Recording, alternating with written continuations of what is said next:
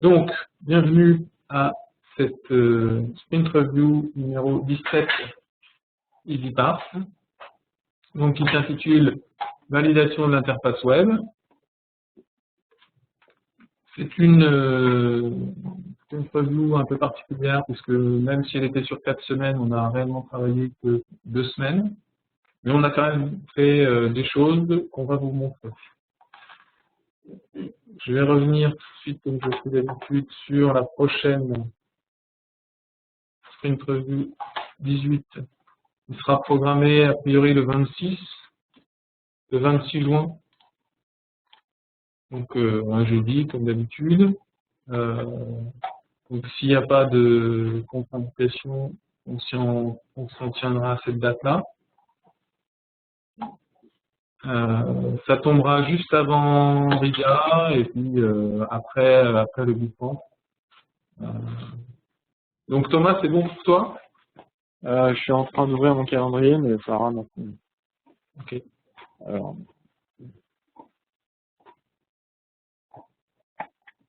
Non, ça c'est pas bon pour moi. On a un bureau commun à Besse-Couperin ce jour-là. D'accord. Et donc du coup, on pourrait le repousser. Alors si on le repousse, par contre, ça serait la semaine d'avant, ce serait le 19. Parce que la semaine d'après, on est en Lettonie. Ouais.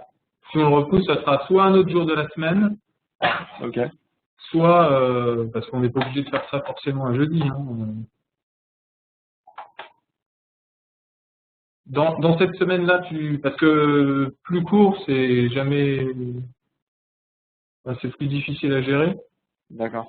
Un autre jour dans la semaine, ça serait possible ou tu penses qu'il faudrait que ça soit la semaine d'avant? Le 25? Le 25, ça risque d'être short parce que pour aller à Montpellier, en général, le bureau à Besse-Couperin, c'est sur 2 jours. On a. D'accord. Ce que je vous propose, c'est d'en discuter. Je vais regarder un peu si j'ai des informations supplémentaires. Ouais, ok. Oui, parce que donc, oui, ça fait Montpellier, Nancy, dans la même semaine, ça fait un peu chaud. Ok. Bah, tu nous dis, et puis on fera en fonction de ce que tu nous diras. Donc, ce sprint donc fait suite à un sprint un peu plus important qui a consisté à remodeler toute l'interface. Donc, on avait eu des retours lors de la dernière sprint review. On a essayé d'en tenir compte. On n'a pas encore tout fait, on verra. Et puis, pendant ce sprint aussi, il y a eu le comité technique mi-parcours de la phase 2, donc le 14, dans lequel on a présenté donc, ce qu'on avait fait depuis le début de la phase 2, et pour lequel aussi on a lancé les bases de ce qui pourrait être la phase 3. L'orientation, ça serait de viser l'open access, l'analyse des consultations de l'open access et des archives ouvertes. Voilà. Ensuite, bon, ça je ne reviendrai pas dessus. Le fil rouge, c'est donc les analyses des parseurs, les scrappers.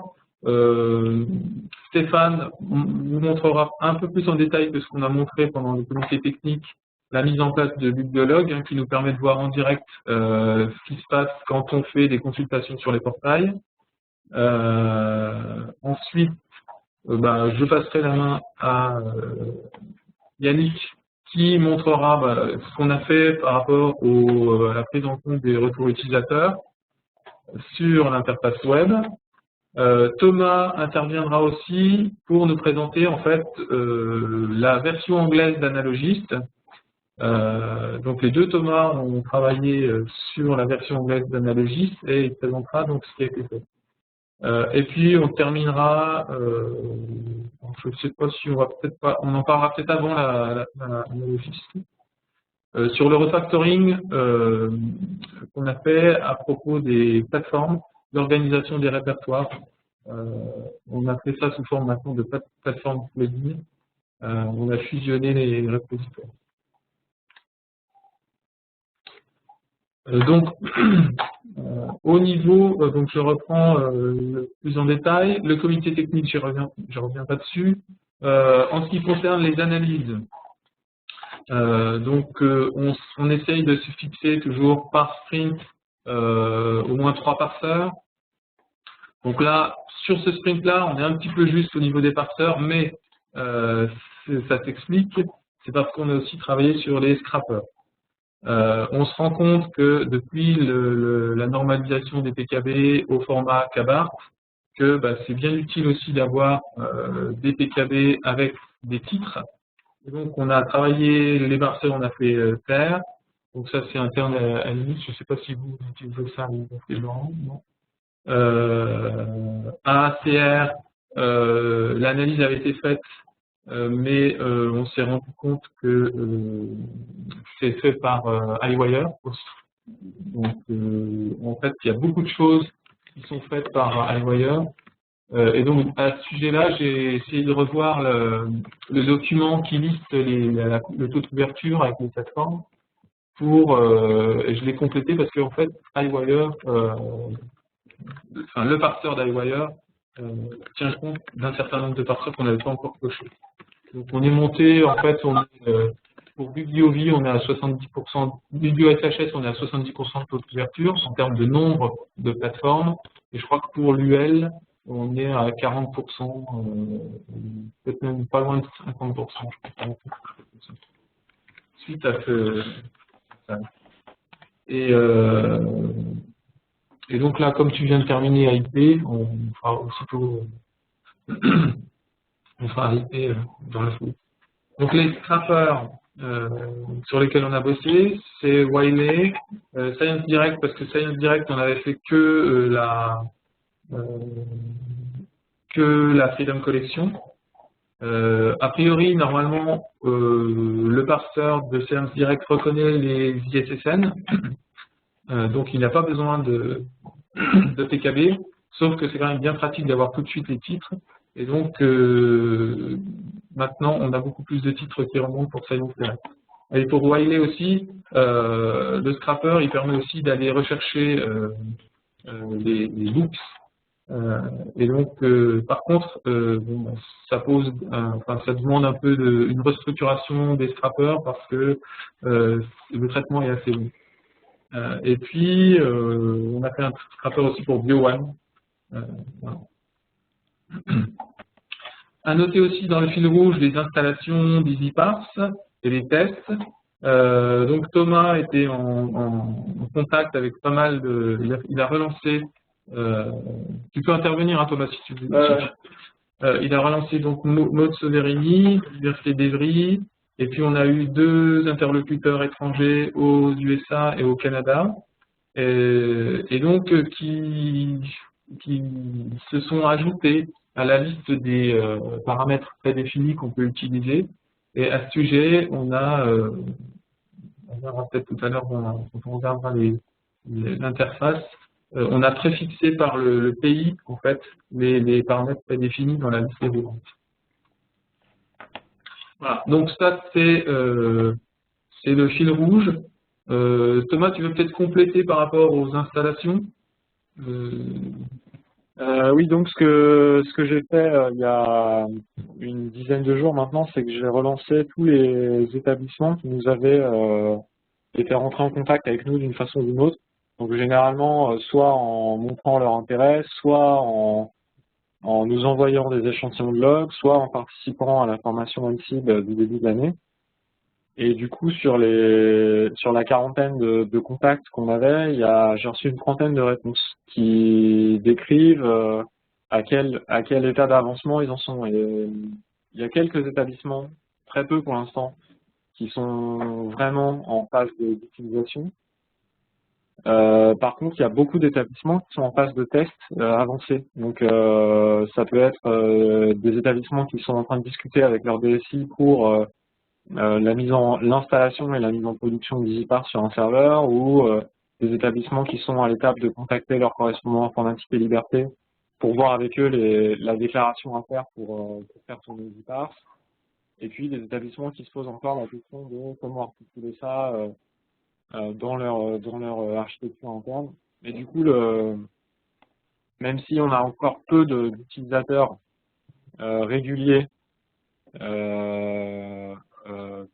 disons vraiment en production, on constate quand même un très très grand intérêt pour les produits. Et après, on constate aussi que le calendrier dans l'établissement pour l'installation de EasyParse est pas forcément aussi rapide que ce à quoi on s'attendait. Mais ça veut pas dire que les retours qu'on a sont pas très encourageants. Et puis, je sais pas si vous avez vu ça, mais moi je reviens des journées à Besse là. Je suis revenu hier soir. Et à l'occasion des journées à Besse, j'ai rencontré pas mal de gens aussi qui sont revenus dire leur intérêt pour EasyParse et qui sont très intéressés et qui se retrouvent aussi pris dans un calendrier qui est plus lent que ceux qui voudraient, parce que EasyParse fait travailler des équipes qui travaillent pas forcément ensemble ou pas souvent ensemble. Mais encore une fois, l'intérêt est vraiment là et on me l'a répété à plusieurs reprises. Voilà. Ok. Donc, merci. Donc ça veut dire aussi peut-être, on en reparlera peut-être cet après-midi, mais à propos de cette fiche de poste entre guillemets, de dire voilà ce que représente EasyParse en termes d'installation dans une université, dans un institut, combien ça peut consommer au niveau des sites. Par rapport aux deux profils qu'on a fait, faire un profil complémentaire. Voilà pour ça, merci Thomas. Et donc là, je passe la main à Stéphane, qui va nous montrer donc bibliologue.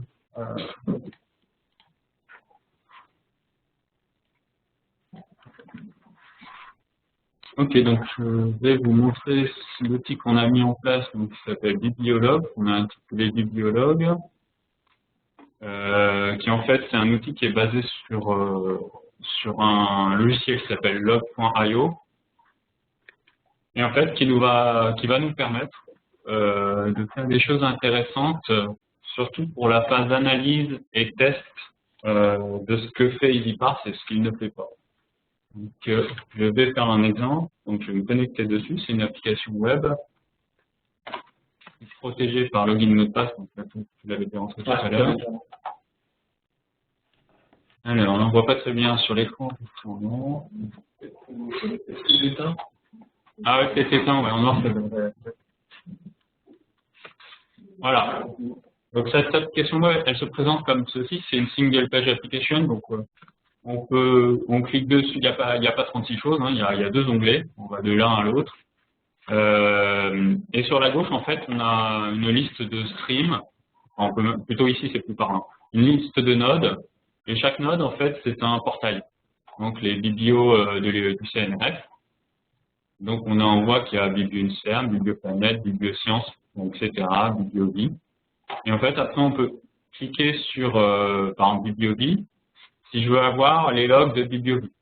Donc, ça me permet de voir en temps réel les logs générés par le portail BiblioVie. J'arrête pour qu'on puisse voir à quoi ça ressemble. Donc, on a vraiment des lignes de logs qui ressemblent à des vraies lignes de logs, avec des vraies adresses IP, avec des vrais logins. Et tout ça, c'est intéressant parce que ça va nous permettre quand on fait une analyse, donc là, je vais essayer d'en faire une petite. Je vais aller sur BiblioVie, sur une plateforme BiblioVie. Voilà, super ça. Barré.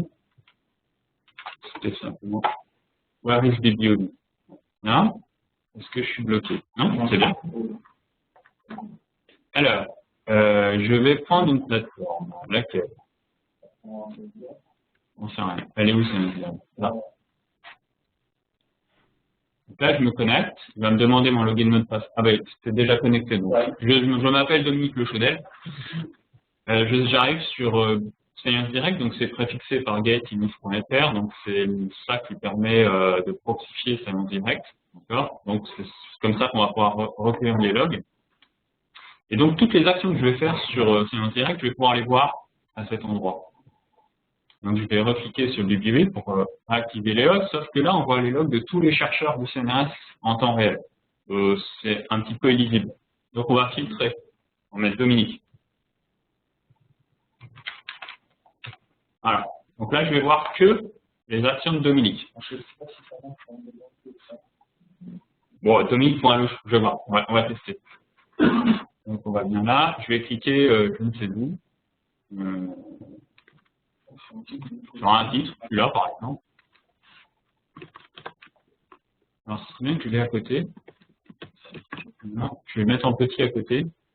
On voit ce qui se passe. Est-ce qu'on peut mettre en cours? Non, je sais pas faire ça. Il faut qu'il reste toujours en cours. Alors je vais couper la fenêtre en deux. Comme ça.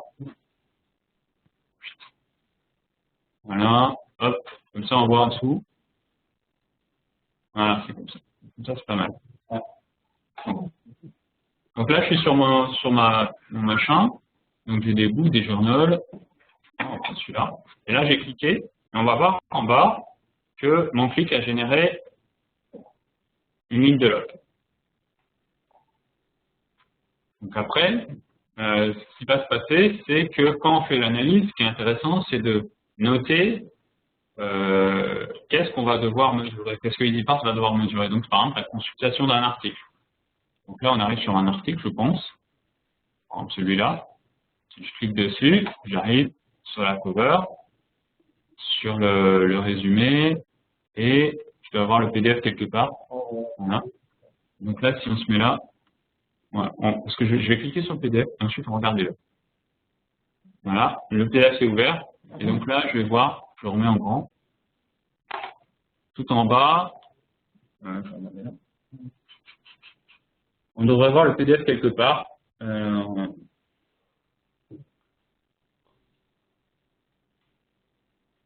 Vous me dites si vous le voyez. Vous voyez pas. C'est la troisième ligne en partant. Tu te remets tout en bas et c'est la troisième ligne en partant du bas. 1, 2, 3. Là, c'est ça? Ah, du coup, comme tu as agrandi, je le vois plus. Si, c'est ça, ouais. Oui, c'est ça. Tu vois le mail en PDF. Donc voilà, il faut avoir des yeux de lynx, mais l'idée, c'est on voit en temps réel ce qu'on clique. Et donc, la personne qui va faire l'analyse, elle va prendre cette ligne, là. Elle va la copier-coller, elle va l'anonymiser, elle va retirer l'adresse IP, le login, mais surtout, elle va pouvoir plugger son analyse. Donc si je vais sur l'analyse, à quoi ça ressemble une analyse? Si je reprends celle de scène direct, on va prendre l'exemple, mise en lien, quelles sont les plateformes, c'est ça. Analyse de toutes les plateformes analysées et traitées par EasyParse. Elle est où, c'est direct? Voilà, et je clique dessus, je vais dedans. Donc là, qu'on voit dans l'analyse, on a des blocs, consultation d'un article en PDF. Donc là, on a vraiment quelque chose de similaire. Donc cette URL qu'on avait ici, là, l'URL qu'on retrouve ici. En fait, on va pouvoir la copier-coller et la mettre dans l'analyse pour dire à l'informatique, c'est cette information-là qui est intéressante. Parce qu'après, il y a l'écriture du parseur.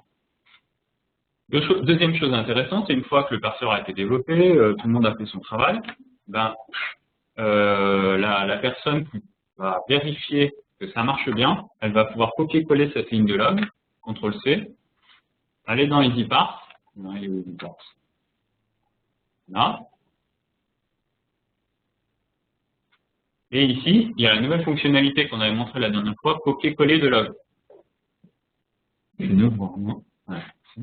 Ici. CTRL-V. Donc je copie-colle la ligne de log que j'ai mis, que j'ai trouvé dans Bibliolog et je la mets ici et je la traite. Et je vérifie que ça se passe bien. Donc il y a bien une seule ligne de lue, c'est logique, et il y a eu un EC généré, c'est bon signe. Un EC, c'est-à-dire le résultat d'EasyParse, il y a eu quelque chose. Et là, comment c'est qu'on fait? C'est dans rapport. Donc après, on va dans rapport pour voir qu'est-ce qu'il y avait publié de EC, parce que le milieu le C. Un dédoublage? Non. Dans Result Files, c'est la deuxième ligne en gras. Tu descends dans le bloc général.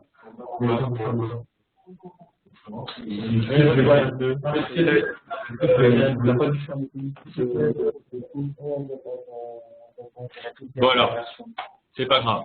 Donc ça, c'est pas la toute dernière version. Mais l'idée, c'est que là, on vient de faire un traitement. Ensuite, normalement, on peut le visualiser directement sans avoir à le télécharger dans un fichier, l'ouvrir avec Excel. Là, je vais l'ouvrir avec Excel. Et on va voir que ma consultation a bien été traitée. Donc j'ai bien, voilà, il y a bien Dominique Le Chaudet en login. C'est bien la plateforme Sign Direct, c'est bien un article PDF, etc. Donc là, on valide.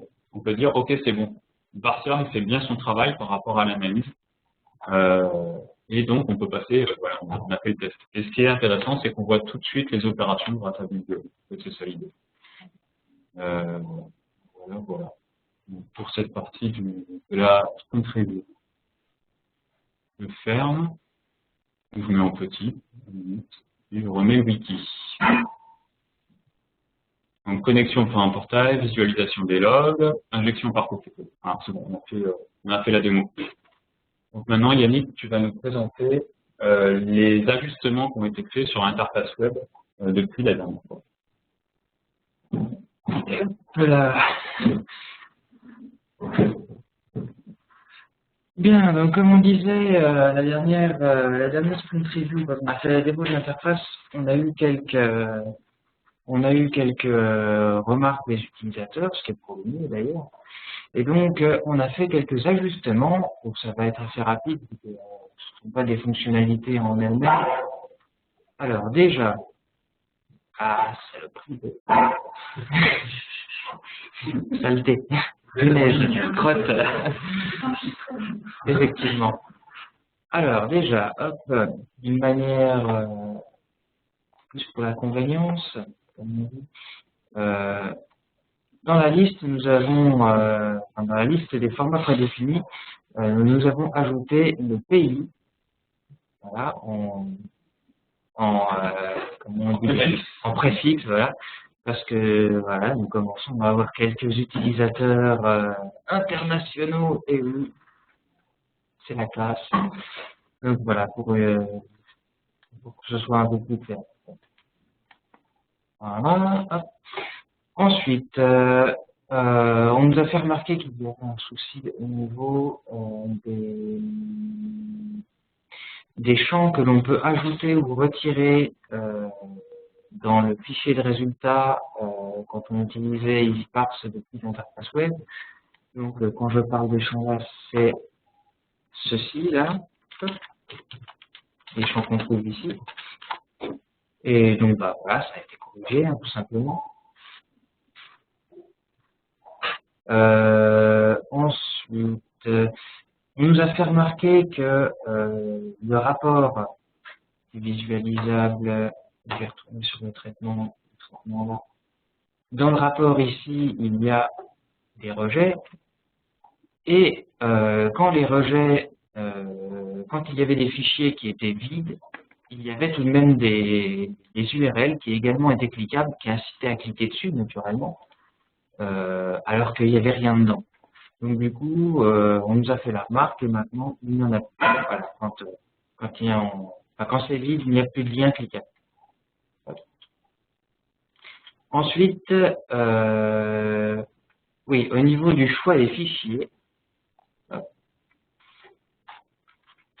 alors il arrive dans certains cas, et notamment quand on fait ici des traitements mensuels, mais avec des fichiers journaliers, il peut arriver qu'on se retrouve avec avec un tas énorme de fichiers à traiter, ici une liste assez longue, et jusque-là on pouvait les supprimer que un par un, donc à présent il y a un bouton, ici, magnifique, qui permet de vider tout d'un coup. On avait amené la fonctionnalité de se souvenir de tout ce qui avait été enregistré dans le formulaire, sauf que comme on se souvient beaucoup de choses, après, ça permet d'oublier tout à fait. Donc voilà, hein, rien de transcendant, hein, c'est des ajustements que je fais des features. Je ne peux pas préciser sur le traitement. Le traitement en cours. Le petit bouton en haut. Ah oui, ce petit bouton en haut. Effectivement. Alors c'est nouveau. On nous avait fait la remarque. Ici. Notamment cette page de traitement avant, quand le traitement était terminé. Une personne, par exemple, cliquait sur voir le rapport en pleine page et à partir d'ici se disait oui, d'accord, mais alors comment je fais pour retourner à la page du traitement. Donc du coup maintenant on a un petit bouton là-haut qui vous donne quel que soit l'endroit où vous vous trouvez dans l'application, il vous donne l'état actuel du traitement. L'état du traitement en cours et il vous permet, en cliquant dessus, de retourner dessus. Donc, par exemple, si on fait un fichier quelconque, voilà, hop, et qu'on part, on aura systématiquement le petit bouton là qui vous donnera l'état du traitement, qui vous permettra de revenir ici. Voilà. Donc, voilà. Donc,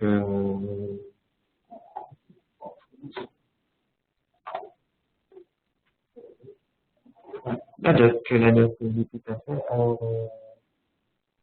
Qu'est-ce qui a été mis à jour déjà dans la doc? Déjà, elle est accessible, elle marche. Effectivement, mais je crois qu'elle marchait déjà. Elle peut faire un petit contrôle. Non, justement. Un des trucs qui est resté, c'est alors, elle n'est pas angularisée non plus. Non, elle était. Bon, en tout cas, donc si on ne l'a pas montré la dernière fois, on vous la montre. Alors, la géolocalisation dans route, tu vas dans la partie route. Il y a une fonction de recherche qui est magnifique. Autant la montrer, voyons. Parce qu'en fait, la dernière fois, on avait implémenté la fonctionnalité de géolocalisation, sauf que comme la doc n'était pas accessible, on ne peut pas la tester. Ce qui était dommage, en fait. Voilà, donc sinon la doc a eu un petit lifting, bien naturellement. Donc c'est magnifique. C'est juste. Non, on a eu une petite écran.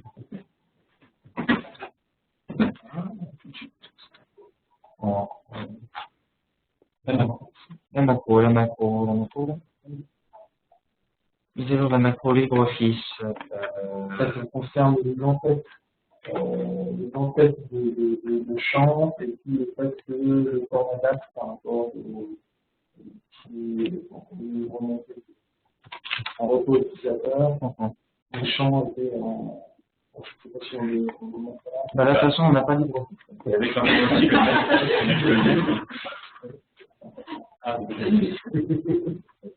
Voilà. Donc ouais, je peux compléter donc, pour terminer sur la validation de l'interface web et la prise en compte des retours utilisateurs. Ça, c'est ce qu'on a fait au cours de ce sprint, mais par rapport aux gens qui avaient fait des remarques sur l'interface, il y en a encore, hein, ils sont encore dans les cartons, on va les faire au prochain sprint. On n'a pas oublié, mais, par rapport à ce moment, le fait de voir les paramétrages et tout ça, c'est Effectivement. C'est dans les cartons, c'est dans les petits. Voilà, c'est à peu près tout ce qu'il y a à voir. C'est de l'interface. Voilà. Et donc, Thomas, tu veux bien prendre la parole pour nous montrer, en fait,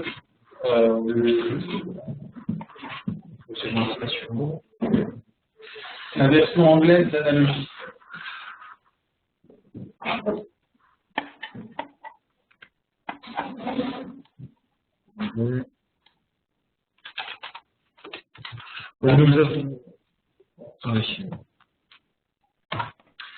Donc nous avons, toujours dans l'idée d'ouverture qui nous anime actuellement, là, nous avons jugé bon de traduire le site qui est le site principal en fait de promotion et de présentation du projet, donc Analogiste. Donc, en fait, il y a deux choses qui ont été faites lors de ce sprint. D'une part, on a revu un petit peu la présentation de la page principale. Donc, Thomas Porquet a trouvé un plugin pour DocuWiki qui permet de faire ceci, c'est-à-dire comment dire, alors je crois que c'est Collapse, hein, le nom du plugin. Donc c'est-à-dire que ça permet en fait d'avoir du contenu qu'on peut afficher ou masquer, donc à loisir en cliquant sur la barre de titre ici. Et puis donc parallèle, donc ça allège déjà un petit peu la présentation qui était un petit peu chargée. On avait eu pas mal de retours là-dessus. Et puis donc dans le même temps, on a travaillé donc à traduire les pages principales du site, donc la page d'accueil, et puis un certain nombre de pages, notamment décrivant l'utilisation et l'installation de VisiPath, ainsi que les principaux outils pour contribuer, l'analyse de plateforme, etc. Voilà. Donc ces traductions ne sont certainement pas parfaites. Hein. Donc, nous comptons sur nos lecteurs et nos utilisateurs aussi pour nous faire remonter d'éventuelles remarques ou faire des corrections. Mais bon, je pense que nous pensons que c'est quand même un pas important pour un petit peu mieux faire connaître et puis accompagner les utilisateurs étrangers non francophones. Et puis donc oui, évidemment, tout cela également dans la perspective aussi de la présentation du projet qui sera faite lors du congrès d'hiver, début juillet. Hein, il apparaissait particulièrement important d'avoir une vitrine anglophone.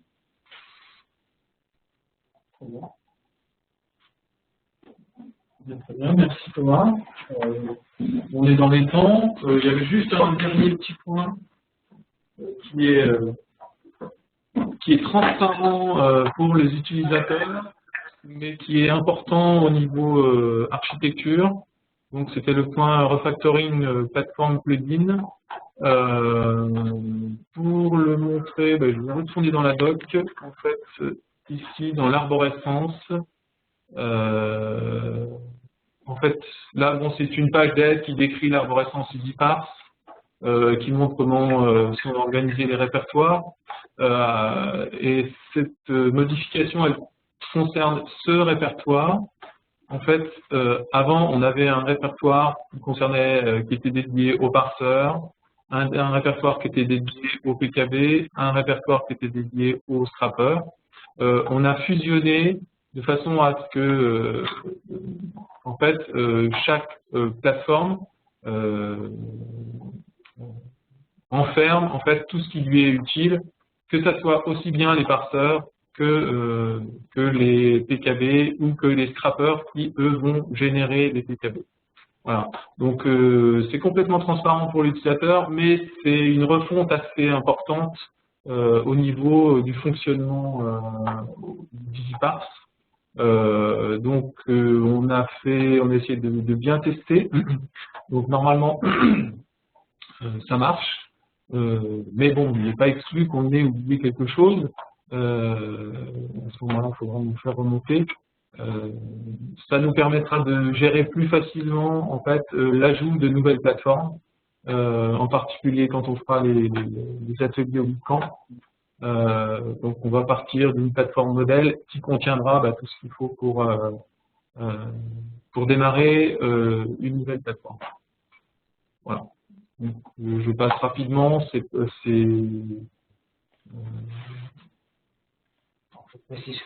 transparent pour les utilisateurs, mais pas pour les contributeurs. Voilà, tout à fait. Alors, actuellement, les autres, on a supprimé les micros, mais les autres existent encore. On va préciser qu'il ne faut pas toucher aux autres. Voilà, donc on sait qu'on pourra supprimer les enfants. Moi, je pense qu'on peut le faire. on pourra le faire. Je pense qu'on le fera au cours du shoot prochain. Je pense que c'est intéressant de le faire avant la dépense. Après, je ne sais pas comment se comporteront les anciennes versions de France qui téléchargent ces documents, mais en fait. Donc voilà, voilà pour la sprint review. Donc là, on a, malgré le peu de temps dans lequel on a développé, on a quand même fait pas mal de choses. Le dernier point, là, on ne pensait pas le faire, par exemple. Après, donc, je passe la main à ceux qui voudraient poser des questions ou faire des remarques. J'ai vu qu'il y avait des gens qui s'étaient connectés, là.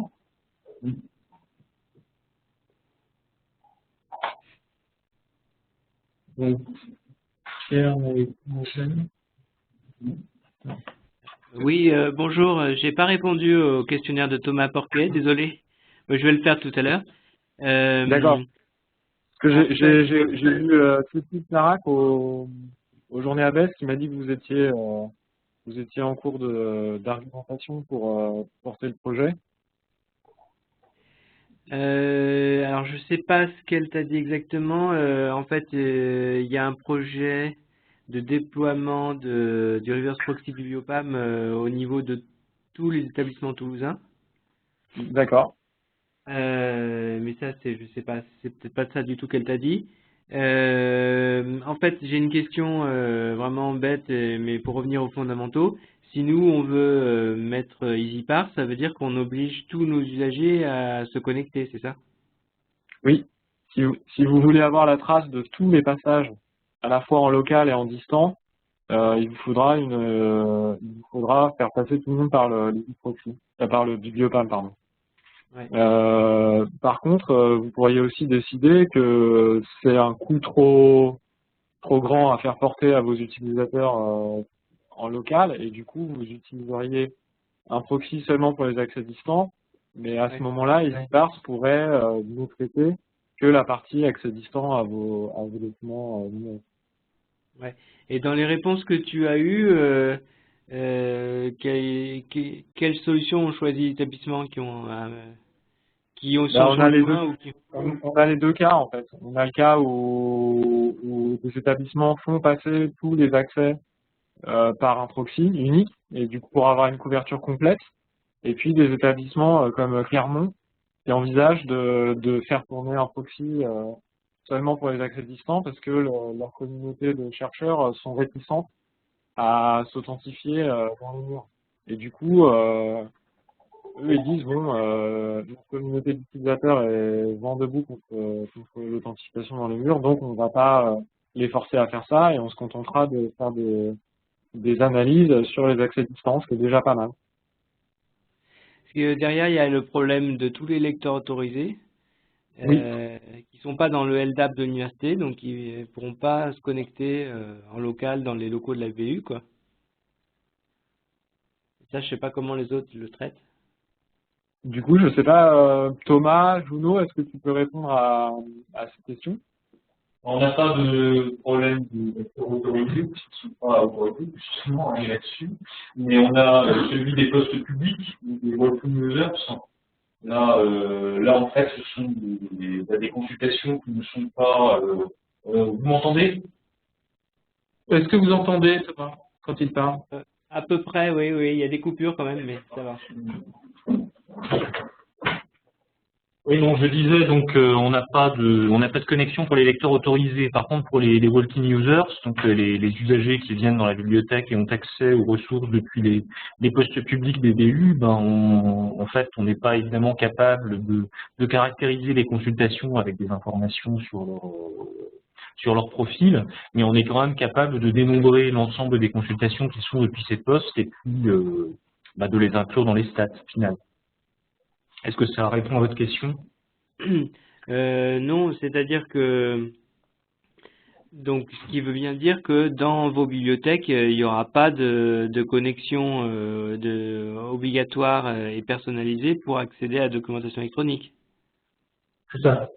C'est-à-dire qu'en fait, il faut pas mélanger deux problèmes, hein.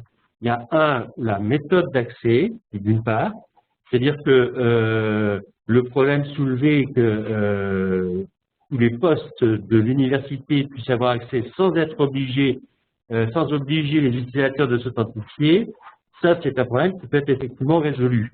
Que nous n'avons pas choisi de résoudre de cette manière-là à l'université de Lorraine, parce qu'on souhaitait avoir, pour un maximum d'utilisateurs, un profil de l'usager. Et là, pour avoir un profil de l'usager, naturellement, il faut savoir quel est cet usager pour lui affecter un profil. Donc, seuls les postes dits publics, qui sont accessibles, entre guillemets, aussi aux lecteurs autorisés, permettent un accès non authentifié aux ressources de l'université.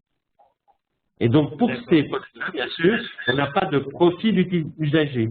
C'est-à-dire qu'on sait qu'il y a eu l'accès à la ressource. Oui. Donc, EasyPass peut analyser cet accès et le comptabiliser. Mais par contre, on ne peut pas rajouter un profil usager. Ok, Pour cette d'accord. D'accord? Voilà. Donc, Et ça, c'est ouais, deux ouais, postes ouais. qui sont traités en fait par la manière dont on filtre l'accès lui-même aux ressources, mais qui sont complémentaires, quoi. Voilà. Hein, c'est deux choses différentes, ça. Voilà. D'accord. J'ai une autre question qui me vient. Donc, je vous ai dit que à Toulouse 3, on est avec Bibliopam. Les développements techniques que vous avez faits, c'est donc avec EasyProxy, qui est donc la version libre de base. Comment dire, tous vos développements sont... En Ouais. fait, Bibliopam, si je me souviens bien, c'est un format de type Apache. Oui. Et donc, c'est compatible. En fait, EasyParse est capable d'ingérer ce type de format. Sachant que, alors je ne sais pas si au niveau Bibliopam, on peut customiser le format de log. Je ne crois pas. Donc, normalement, ça devrait passer tout seul. En fait, il reconnaît, enfin, EasyParse, quand on lui injecte des fichiers de log, il essaye de deviner quel est le format. Et a priori, avec Bibliopam, il réussira à deviner. Voilà. D'accord. Sinon, il y a possibilité de paramétrage, hein, si c'était pas du Bibliopam, si c'était autre chose, ou si c'était un paramétrage particulier. Il y a possibilité de paramétrer le format des fichiers de log en entrée. C'est une opération un peu fastidieuse, donc généralement, on vous conseille de nous contacter pour le faire. Et une fois que cette phase-là est faite, bon, il y a plus, on rajoute en fait les paramétrages prédéfinis dans la liste qu'on a montré tout à l'heure, et ça passe tout seul. D'accord. Mais pour l'université de Toulouse, pour Toulouse 3, on avait reçu des logs de votre part. Donc, Oui, vous avez déjà une entrée pour vos logs dans le formulaire. tout à fait.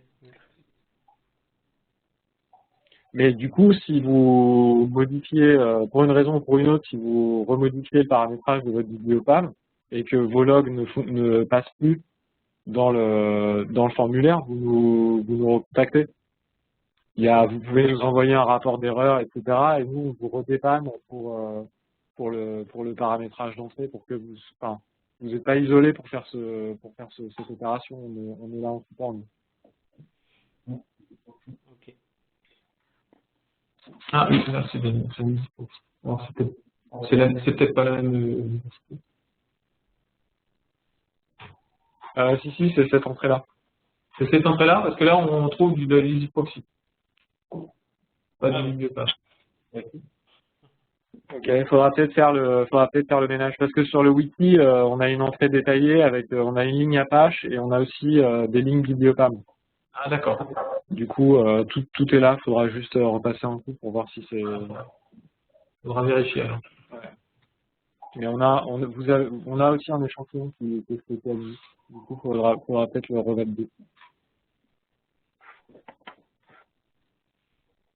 Cela dit, Pierre, ce que je vous invite à faire, c'est si vous voulez rediscuter de ces points de décision, on peut organiser un rendez-vous avec Thomas Junot et Bruno Ménette de l'UL pour discuter plus en détail des décisions qu'ils ont prises à l'UL, par exemple, et voir si ça peut s'appliquer dans le cas de Toulouse, ou si vous avez si vous avez envie de discuter différentes options, je pense que ça peut être intéressant. Ça peut être intéressant.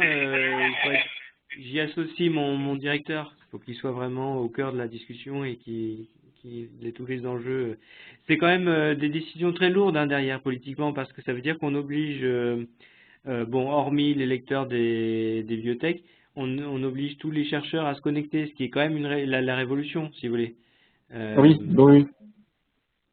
Bon, vous pouvez me dire qu'ils sont habitués via BioCNRS, BioVie, etc., mais BioInterm, mais quand même, voilà, c'est quelque chose de pas léger et il faut aussi l'aval, je pense, du conseil scientifique, voilà, ce sont quand même des D'accord. trucs un peu lourds, quoi. Ce que vous pourriez peut-être envisager, c'est de travailler en 2 étapes, de commencer par faire tourner EasyParse sur les logs que vous collectez déjà, donc les accès distants, Ouais. et ensuite voir avec vos décideurs si c'est des indicateurs qui les intéresseraient de généraliser à l'ensemble de vos consultations. Ah ouais, d'accord. Peut-être envisager quelque chose comme ça, c'est-à-dire montrer les rapports qu'on vous fournit, enfin qui sont fournis par EasyParse, et ensuite décider si ces rapports seraient aussi intéressants pour la partie consultation en local.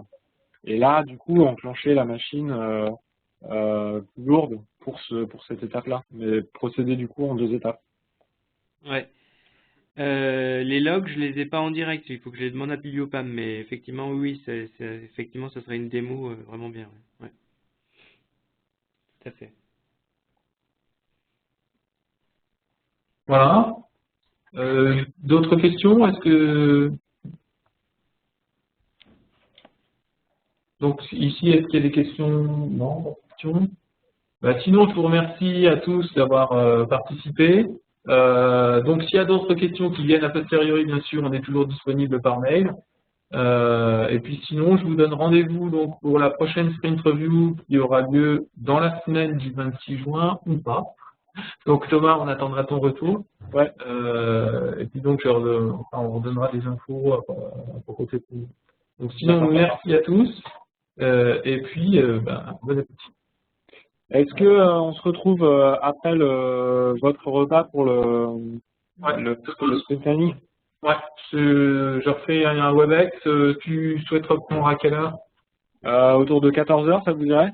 Ouais, tout à fait. Un WebEx, vous êtes dans la même salle ou?